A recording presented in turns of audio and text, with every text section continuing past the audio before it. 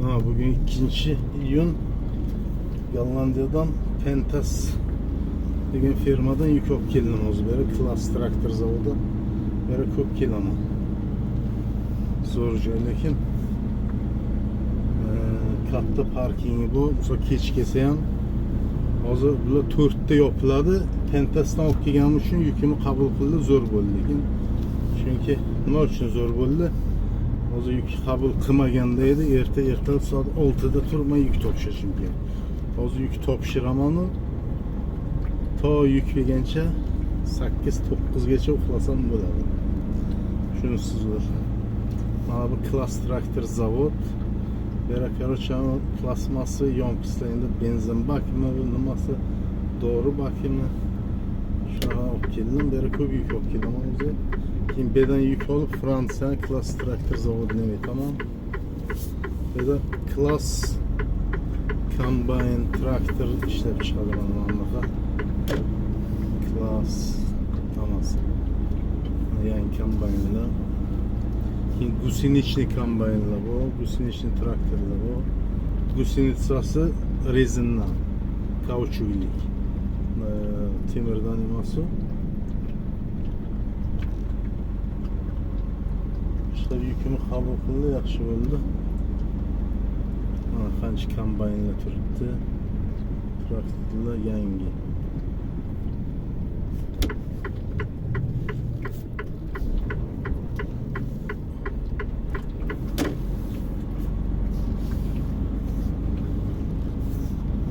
Tushiraman o'zim.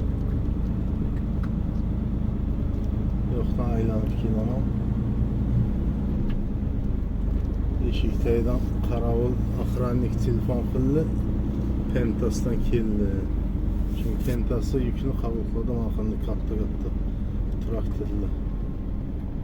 Chap tarafda kombaynlar. Zavod 4 ta yopiladi. Mana Pentas yukni oladi. Motorlar işte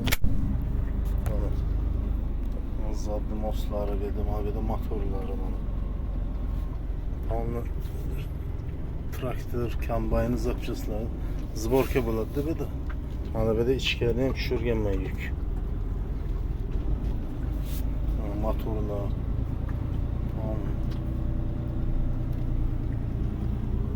Mana gusenitsasi rezinlik. O zaman bu ofiste kelish kerak. Avtokarch mana narsa olib keldim.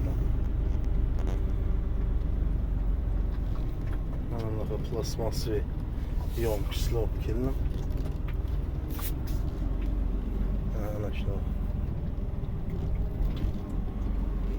Mana shu narsa olib keldim. Mana shu narsa.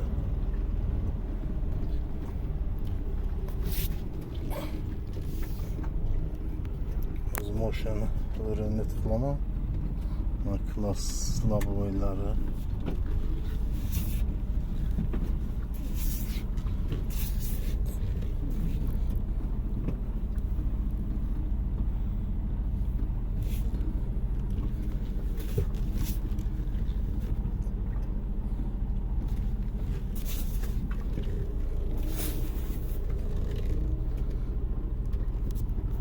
Şunaqa narsa, ana shuni olib keldim.